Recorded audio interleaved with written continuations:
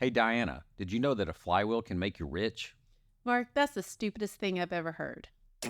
Ladies and gentlemen, jurists and just curious, welcome to the Successful Barrister Podcast. Here you'll learn about marketing, management, and life skills for lawyers that probably won't get you disbarred. Hosted by Marc Whitehead, a seasoned lawyer who remembers when fax machines were cutting edge, and Diana Berry, attorney, COO, and the brains behind the scenes. Together, they are the legal world's most dynamic duo since statutes met regulations. So if you're looking to build a practice, not a prison, you're in the right place. Welcome to the Successful Barrister, where legal legends are made. Hey, everybody, welcome to the Successful Barrister podcast that discusses marketing management and life skills for lawyers. I'm Marc Whitehead, along with my fabulous and now sassy Chief Operating Officer, Diana Berry. And today we're going to be talking about a flywheel. Oh my God, what is a damn flywheel?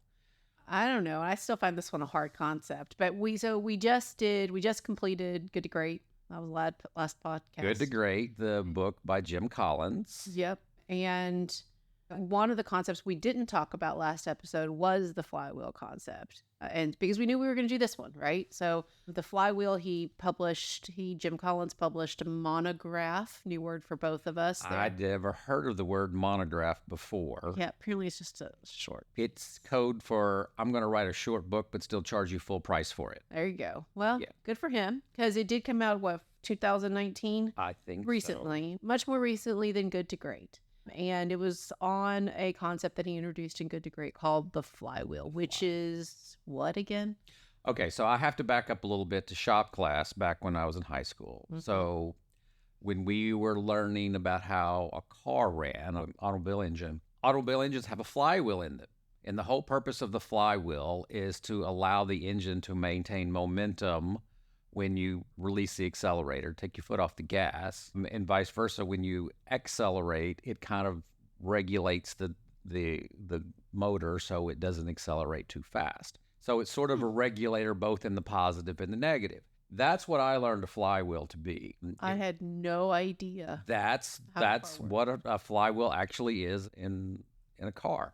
Now we're translating that to how Jim Collins is using it. It basically is a concept in other words, to build momentum and to keep your momentum in your business. So for those of us who aren't watching, it's a concept. It's a circular thing, right? That involves about 6 concepts. He says anything more than 6, you've probably got it wrong. So you take 6 concepts that will inevitably. Well, here, he says it best. He says that, and I quote, each turn builds upon previous work as you make a series of good decisions, supremely well executed, that compound one upon another. That's beautiful, but I don't really know what all that means. Right. And so we're going to have to unpack this a little bit. Which we'll do in the next segment. But why don't we talk a little bit also about what we did with our attorneys? I think this was one of the most fun leadership boot camps. Okay.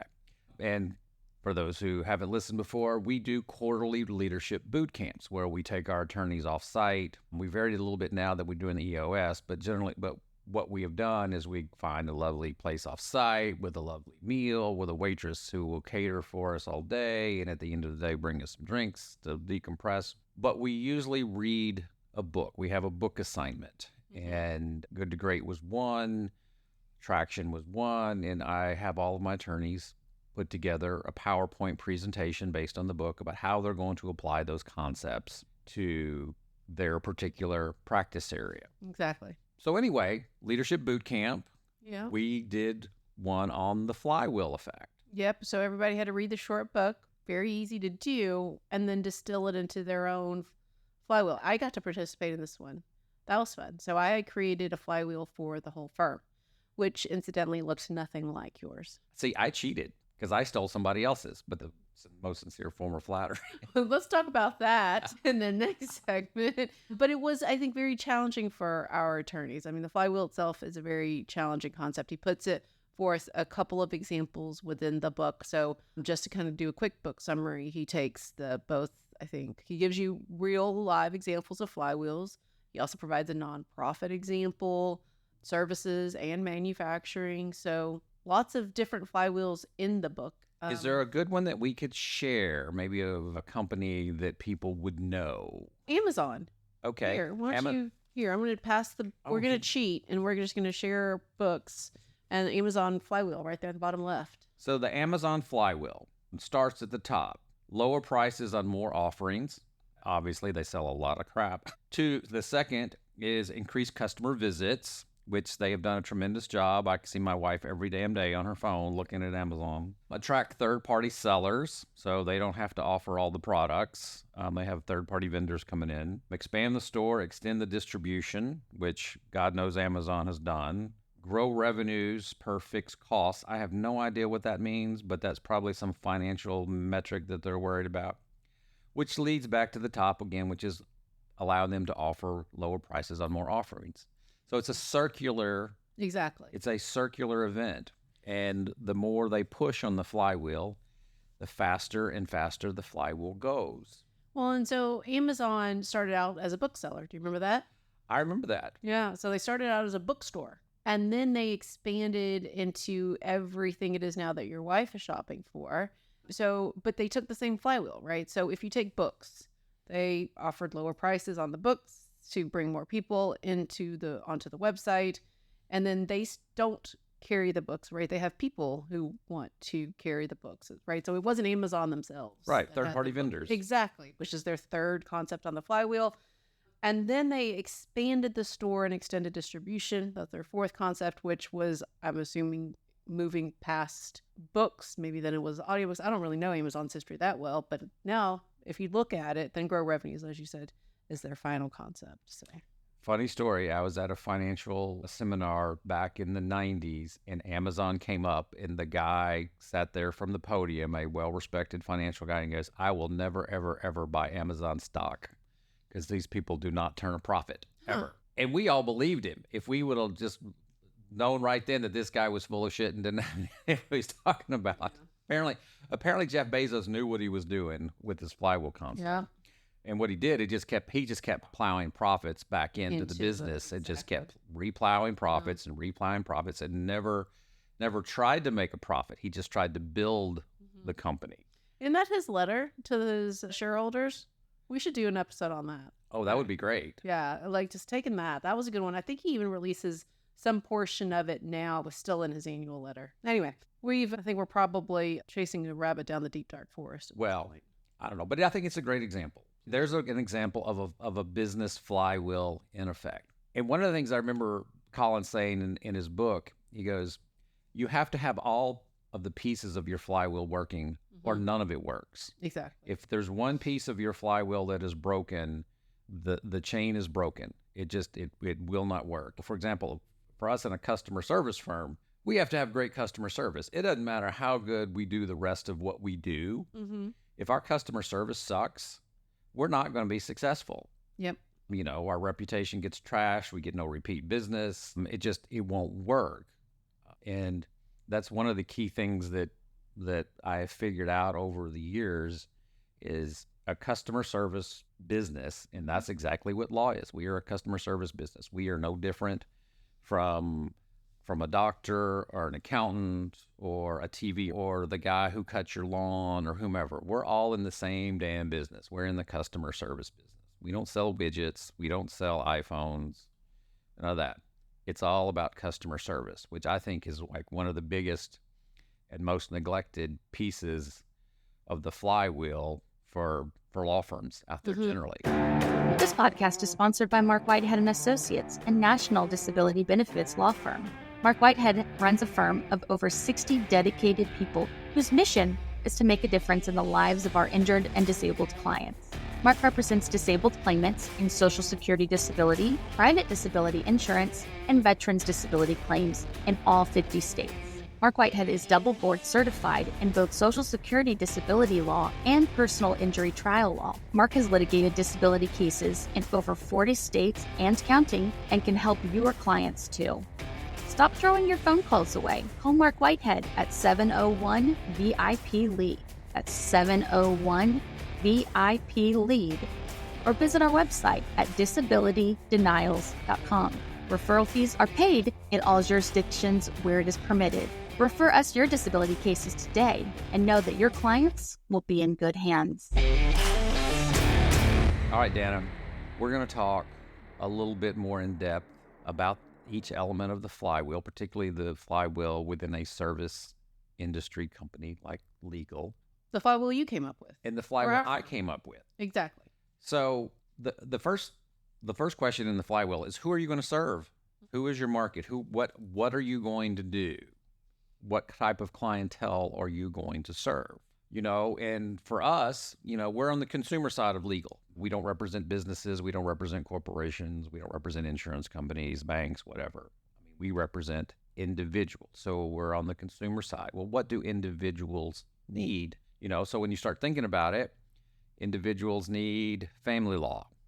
Individuals need estate planning. Individuals need financial services, possibly bankruptcy type issues. Obviously, there's criminal. There's immigration. There's obviously personal injury work. In our particular case, it's disability benefit help, helping people with their disability claims. So those are the types of choices that we have with that first question. Who are you going to serve? And that's part of your vision for the firm. I think we talked about that in a previous episode. So the very first piece of the flywheel is kind of going back to, what is your vision for your practice? And I will say that I've done a lot of those things. I used to do criminal law.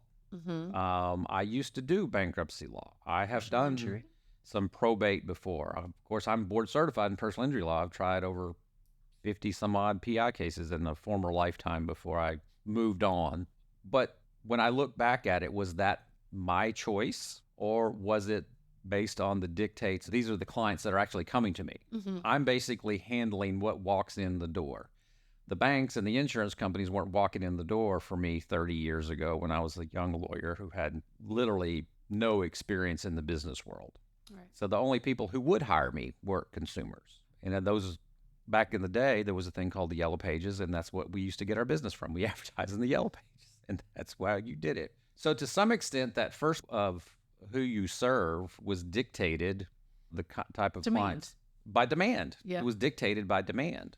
And then when you get past that, I think you take some of Colin's work on the hedgehog concept. I know we already talked about that last time, but that's kind of where you find your what'd you say, niches built. It's not niches, it's niches. We're in Texas.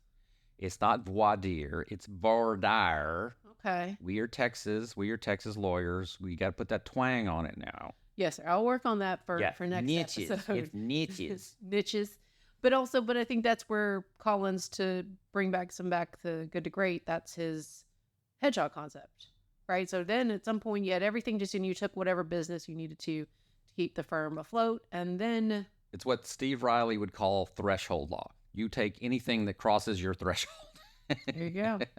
Until you can make a choice. Right. And that's basically what happened. And it took me probably a decade before I was built up my practice to the point where I could start choosing who got to cross that threshold. I think I said this last episode, but the best advice I ever got was the quality of your life as a lawyer depends on the quality of the people you let in your front door, in your clients, and who you hire.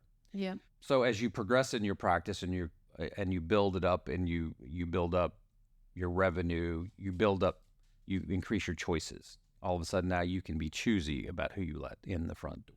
And I think that was a real turning point in the development of my flywheel, is I got to choose. And these all encompass sort of the same concepts. But then the next question, I think I mentioned it a little bit earlier.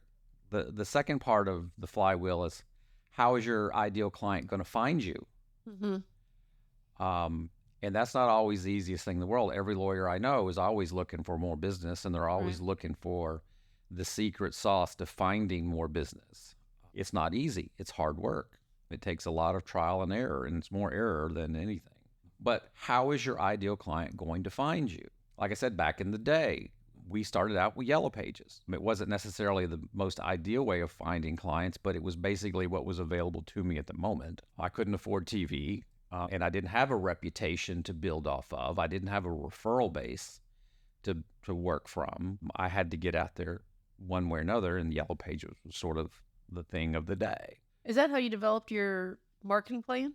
Yeah, honestly, it was. I mean, back in the day, there was the big multi-volume Yellow Pages, which was... I'm not old enough for that. Yeah, you're not old enough to remember Actually, that. I really am. I kind of... But then there was about 15 suburban books. Okay. And it was like being in the mafia, because all the contracts for all of these Yellow Pages came due at separate times, and they'd always give you incentives to re-up, especially multi-year contracts. And when I finally came to the conclusion I needed to get out of the Yellow Pages, it took me about 2 or 3 years to extricate myself from all of these revolving contracts, which was in the early 2000s when there was this new thing called the internet coming around. And we realized that was going to be the future.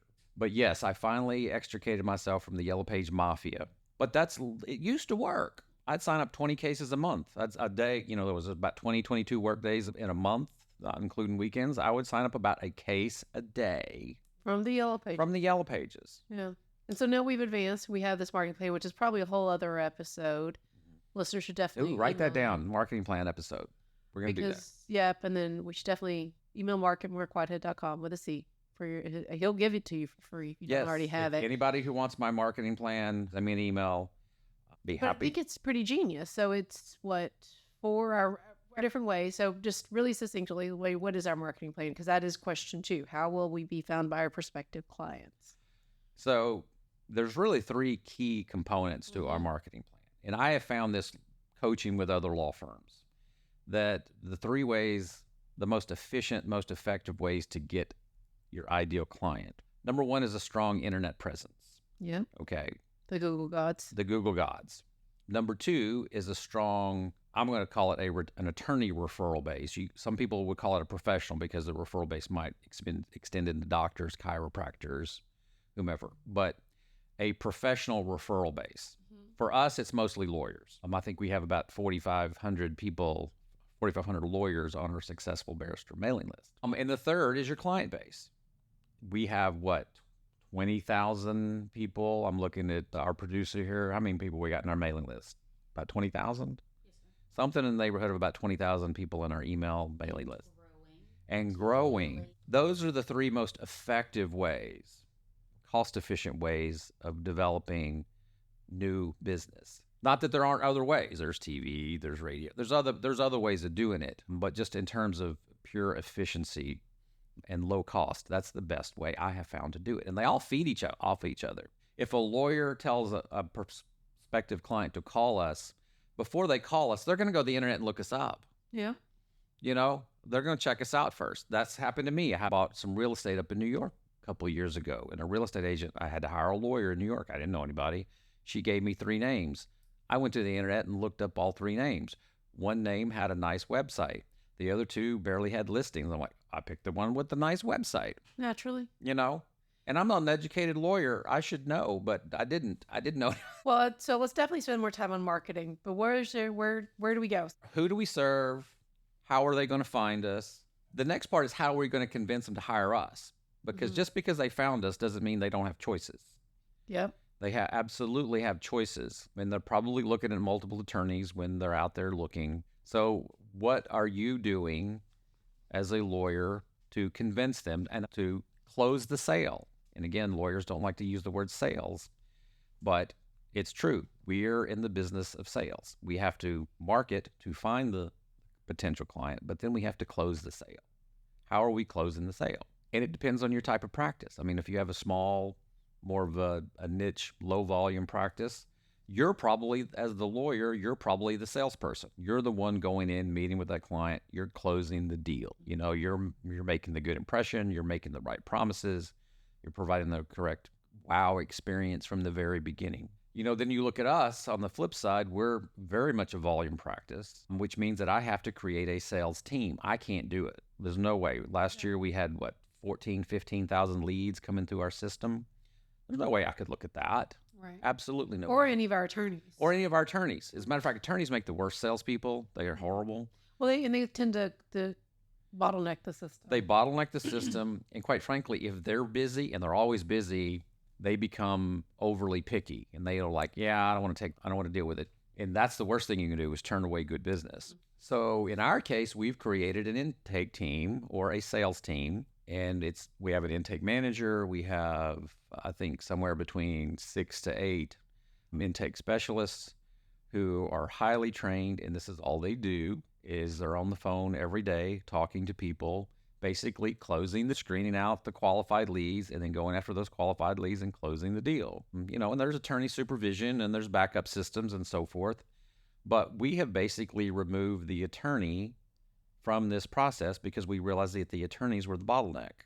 Yeah. We actually, when we realized the attorneys were the bottleneck, we tried to use the paralegals, and the paralegals are even worse. You talk about people that are overworked and have no time. Yeah. So it wasn't until we really created a dedicated intake and sales that we really got this piece of the flywheel right.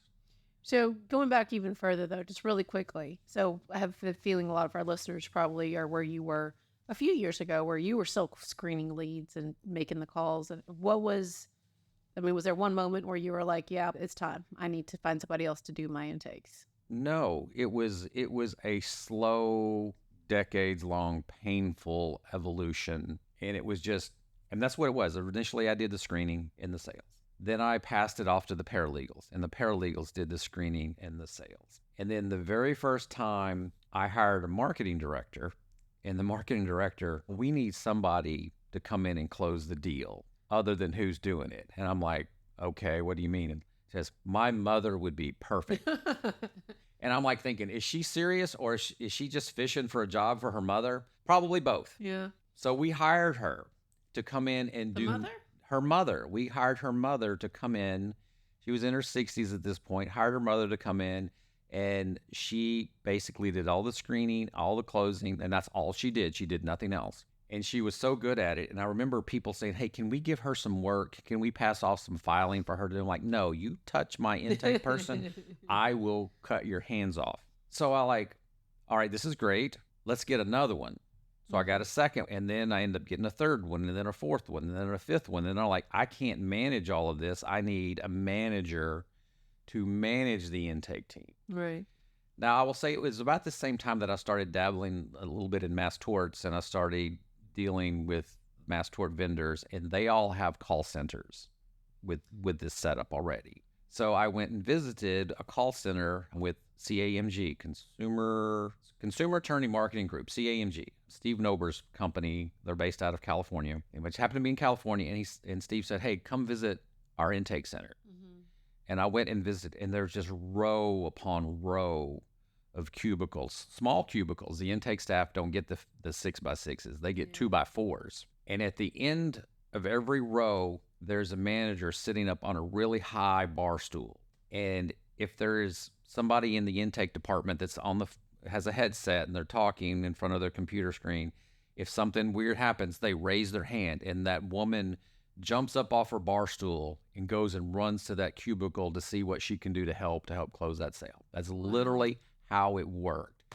And they're like, wow. I was like, I could sort of imagine it, but I had never thought about it before in terms of legal. So that's what we have now. Although it's not quite that big, and the people don't raise their hand, it's not quite like that. But there is an intake manager there to help our 6 to 8 people whenever they have a question. But that was really a game changer for us. I mean, if you think about it, 17,000 leads. 2 years ago, 17,000, I think. The last time I really checked the numbers hard. But to screen that many leads, you need the dedicated. You've got to have the dedicated intake staff.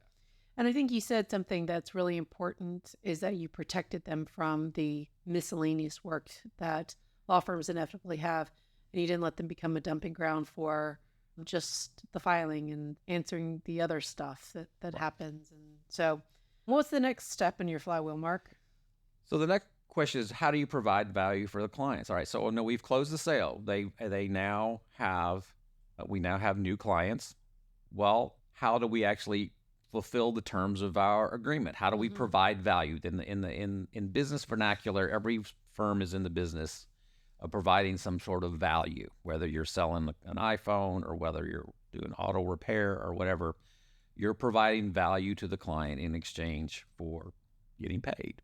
So how do we provide value to the client? And that's where we started developing separate business units. within the firm. I mean, the VA practice is a business unit. The Social Security disability is a business unit. The insurance side is a business unit because they become very good at what they do because they're specialized. It's all they do. And we started thinking of them as separate business units. And each of them needs to be run in a unique way because they do different things and they have different ways that they have to operate. That is one of the downsides, is that sometimes people say we get a little too, and each section doesn't know what the other section is doing. And I appreciate that can sometimes be an issue, but I think on the whole, it has served us extremely well to set up these separate business units because they each have different levers that you need to push to make them more effective. It allows you to become a subject matter expert in your chosen profession. Absolutely. So you're more comfortable, confident in the questions that you're going to get asked. And I think that's a good thing in terms of providing the best service to our clients. Right. Well, over time, our paralegals will have handled hundreds and hundreds and hundreds of the exact same type of claim, which they have a vast amount of knowledge. I mean, their inside baseball is awesome. I go to them all the time and ask them tough questions that I don't know the answer to, and they know. And you develop relationships, particularly with our Social Security disability, you develop relationships with the different officers in each of the offices. They all know who the key players are and all the SSA field offices. And that definitely helps when that's one of our departments. And I think the other part of the providing value is that I was really impressed with when I first joined the firm was the amount of technology that's in this firm. Obviously, you chose to invest in Litify. Litify is our case management software. It is a Salesforce managed app. Put simply, it's got the Salesforce engine with the Litify wrapping, because the way I put that, we've explored a lot of AI in the last year, still evaluating our AI options. You just moved to QBO, looking at integrating your QBO, which is your financials, with your Litify, your basically the heart and the hub of your firm. And so in what way, I mean, because Collins talks a lot about technology too, as being the decision. So in Good to Great, Collins talks about how technology and leveraging the right technology can be a real game changer for businesses. What was that decision for you? Why technology? Why did you decide to do that? Well, when we made the decision that we were going to be a disability benefits firm, by default, that has to make that work financially. It has to be a volume business. Our margins are so low on any one individual case because we have fee caps and the like. So when we recognized that was going to be our business, that was what we wanted to do. When you just simply put pencil to paper, it doesn't work unless you have a volume practice. And when you have a volume practice, that means you have to delegate authority. You have to delegate command and control, and you have to be able to manage in the most efficient way possible. And the only way you can really manage is you got to know your numbers. And the best way to do that is through technology. Yeah, exactly. I mean, how do you manage 4,000 open files? Yeah. I need to know. So and what it helps me with, it shows me where the bottlenecks are. You know, every case is at a certain level within the system. And if I see there's a huge number of cases at level 2 and there's not a whole lot of cases at level 3, now I have a bottleneck. Yeah. There's a bottleneck between level 2 and level 3. Now I need to go in and look at that. How do we attack that bottleneck? How do we fix that bottleneck? So being able to look at your numbers from a macro perspective and dial in. It really helps you identify where the problems are within the system, because something's always breaking. Especially when you're dealing with two governmental practices. I know. Something's always going haywire. But how do you know where to look unless you know where the numbers are? And that's where the technology comes in. It allows you can't manage what you can't count. So yeah, technology, I think, has been a real game changer for the work that we do. It helps us manage. The other piece is Case Status. I like to give Case Status a shout out because they helped sponsor our party last year. Case Status is a client portal app. So it's a way for our clients to talk to us via an app. There are a lot of systems out there. Case Status, I think, is fairly unique in that they developed their own app. I think there is something very powerful in the push notifications. I mean, we are all so very app reliant. I mean, my phone now, even now when I don't have the map running, and it just still tell me how much time I still have these little live action things. And so in the same way, Case Status provides you what I call the Domino pizza tracker, right? It tells you exactly where your case is, hopefully to give them some peace of mind, allows them to communicate with us and for us to communicate with them back too. So very cool technology. And it gives the client a mechanism, quite frankly, to complain. Because one of the things that what you want to know as an owner is you want to know when your customer service isn't where it needs to be. You're right. So, well, there is the NPS score throughout the Net Promoter Score throughout the life of the case, throughout the representation, which for our business, it can be very lengthy, unfortunately, for our clients. And so it does help out. I agree with you there. Right. And you're not looking for the 10s, the 0 to 10 score where 10's highest. The 10s are great, but that doesn't help you any. What helps you are the people giving you the 3s and the 4s and the 5s, because then you examine those particular cases. What do you see that's the problem? Is there a problem with our system? Is there a problem with the way we are communicating? Maybe we have a particular problem with a particular employee that needs to be either retrained or maybe even replaced. You don't know unless you get feedback. And quite frankly, the positive feedback is not terribly useful. The useful feedback is the negative feedback. From your position, I completely agree. The data and the technology definitely provides it. So what do we have for our last flywheel component? So the last piece of the flywheel is how are we going to preserve our relationship with our clients and our referral sources? So we've done all the work. Hopefully we've done a great job for the client. Hopefully the referral source, if it's an attorney that refers it or some professional that refers it or another client that refers it, they understand that we did a good job and for who they sent over to us. But that's the key piece, because it all goes back down to the top of the circle. Exactly. It doesn't matter if you did a good job if the person that you represented doesn't perceive that you did a good job, and if they don't continue to remember you over time, that referral relationship is broken, and therefore the flywheel is broken. So it's really important you do a good job. The client perceives that you did a good job, or the referral source perceives that you did a good job. But then you need to stay in front of that person over and over again. I don't know how many times I've heard stories from lawyers who lost good cases, didn't get rehired because the client simply forgot their name. Mm-hmm. We think the clients love us and they'll remember us forever. They don't. Yeah. Within a year, they'll forget our name if we don't continually stay in front of them.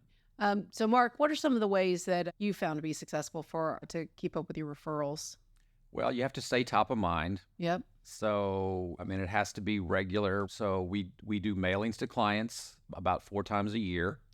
One of those is a magnet calendar, which we found to be very effective. It's shrink wrapped onto a postcard, and they stick it on their refrigerator, and it sits on their refrigerator all year. We use a call tracking number to see how it's working, and it clearly works. We do regular monthly email newsletters to our clients. We do town halls. What are those? So a town hall, we'll pick a particular topic, how to preserve your SSD benefits. Oh, it's a virtual, It's a virtual town hall. Okay. Right. So, but we'll have our attorneys do about 20 to 30 minutes and then do a Q&A. But basically, we blast that out via our email list and through social media channels and all of these things. So basically, our clients can interact with us on a periodic basis. We also have pretty strong social media presence, and if you push your social media to your client, they'll start getting involved. A lot of our clients follow us on Facebook, right, or whatever other social media that we do. But basically, we want to stay in contact with them, whatever way you can do, whether you send cards, whether you send birthday cards, within the bounds of if they send you a referral, you can probably send them a thank you note and maybe a small gift or something. Yeah, we don't care what the state bar says anymore, but we're going to edit that part out. No, we're not editing that out. Screw them. This is Marc Whitehead, lawyer, entrepreneur, and business coach. Thanks for listening to the Successful Barrister podcast.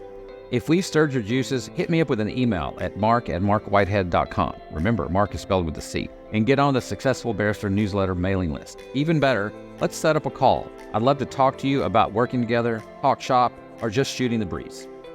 All right, so the flywheel. I appreciate you telling me kind of the history of how you came up with the flywheel. It was good to hear. But if I'm listening, I'm trying to figure out how to do my own flywheel. What tips do you got for me? All right, so I kind of go back to this because I was having problems with the concept of flywheel because I had read. Most people do. Right, I had read Good to Great. I finally read the monograph. Is that what they call it? Monograph. the Yeah. the 50-page book that I had to pay full price for, that book. That one. And I was struggling with the concept of how do you apply this to legal services. And then so I was at an Atticus DYM group. And Glenn Gutek, my Atticus advisor for my Dallas DYM back in the day, and now he's doing the DYM in Orlando. He got up and did a quick little presentation, and he goes, every law firm needs to ask the same 5 questions, because every law firm is in the service business, and everybody ultimately has the same issues. And he goes, here are your 5 questions. So I like, okay, great. I'm going to write this down. So I wrote it down. I mean, and we've discussed this pretty much, but here are the 5 questions that everybody should be asking themselves. What market are you going to serve? In other words, who's your client base? You know, how are you going to be found by your prospective clients? In other words, how are you going to market yourself? You know, how do we convince them to choose us to be their attorney? In other words, how are you going to close the sale? How will you provide value to your clients? In other words, you have to actually do what as you've been hired to do, and you need to do it quickly, efficiently, as cheaply as possible, as effectively as possible. You know, and then how are you going to preserve your relationship with your clients and or your referral sources? In other words, how are you going to continue that relationship after the initial representation has ended? In other words, how are you going to continually market yourself? He goes, those are the 5 questions that every law firm needs to answer to be successful. And he said that, and it just hit me like a thunderbolt. He's talking about the stupid flywheel. And that's when it struck me. That's when I just started scribbling on a piece of paper. And I know we didn't have time to talk about it today, but I created the flywheel based off of the 5 questions. And then, of course, every part in my business plan, it's now an integral part of my business plan, has like 6, 7, 8 subtopics that deal with how we're going to answer each one of those 5 core questions. And it has created the basis of our written business plan. I also read a book called The One-Page Business Plan. And so I have endeavored my entire legal career to figure out how to put a business plan on 1 pages. I've now got my business plan down to about 14 pages. So I'm not quite there yet, but I'm working on it. Yeah. One day we'll get it down to 1 page. But I think the 5 questions might be the answer to that. Because if you can answer those 5 questions, That's a business plan. that's your business plan. So anyway, thought. big shout out to Atticus and Glenn Gutek, who I'm sure Glenn got it from somebody else because we all steal everything from everybody. but he's the one that said it to me. So I'm going to give him full credit for that. Absolutely. We'll give a shout out to Atticus right now. Atticus, join. We love it. Yeah, email Marc for like his take on how Atticus has helped him. I also could go to DYM. I go to Atticus sessions with you. We're not going to get into more acronyms today. Also, don't forget to email Marc if you want a copy of his marketing plan. He gives that out for free. It's like really, 10 pages or something crazy? It is way longer than 10 pages. Actually, it's probably about 5 pages, and then it has probably about 50 pages worth of exhibits. But Hey, well, I mean, and you give it away for free, which is crazy to me. Please email Marc. Email me at marc@marcwhitehead.com. Marc is spelled with a C. In both places. In both sides of the, I've had to explain to attorneys that it's Marc with a C on both sides of the at, befuddling, but yet true. And he'll give you the 50-page marketing plan for free. So. Give it to you, and I give it to you in Word form. Here's the key. You want it in Word format so you can change it, edit it, and make it your own. There's nothing more frustrating to me when people give me things on PDF, and I'm like, damn, I got to OCR it, and the OCR looks crazy, and I give it to you in Word. If you want to just change the name on it and just go with it, that's great. I think that would be kind of dumb, but I do believe you should take it, edit it, make it your own. And let us know how that works for you. I would love feedback. Some of my best ideas of my marketing plan came from other people who looked at my marketing plan and say, Marc, you missed this. Why didn't you do this? All right, with that, we want to thank you for listening to the Successful Barrister podcast where legal legends are made. Love that tagline. Love that tagline. I'm Marc Whitehead. And I'm Diana Berry. And together we're the dynamic duo of law. So remember, everybody, rate us and review us at your favorite podcast vendor. If you enjoy this podcast, please tell your friends. visit us at thesuccessfulbarrister.com, and be sure to visit our sponsor, Marc Whitehead Associates, a national disability benefits law firm, at disabilitydenials.com. And with that, Diana and I are getting on a plane, and we're going to Orlando and going to Atticus. So next week when we come back, we'll be full of new ideas to share with you. So till then, see ya. Bye, guys.